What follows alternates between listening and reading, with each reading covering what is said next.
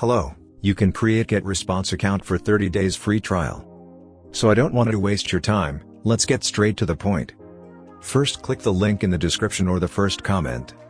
It will take you to this dashboard, and you can follow me along. Now, click the Create Free Account. It will take you to the sign up page.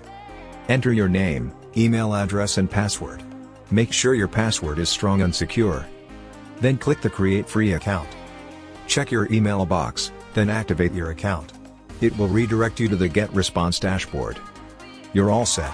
Now you have 30 days free trial to explore and use all the premium features, including create newsletter, forms and pop-ups, landing pages, add contacts, autoresponder, campaign or create a course. You can see I have 22 days left to use the free trial. So, don't forget to use the link in the description or the first comment to get your 30 days free trial. And if you found this video helpful, please like, subscribe and share. Thanks for watching.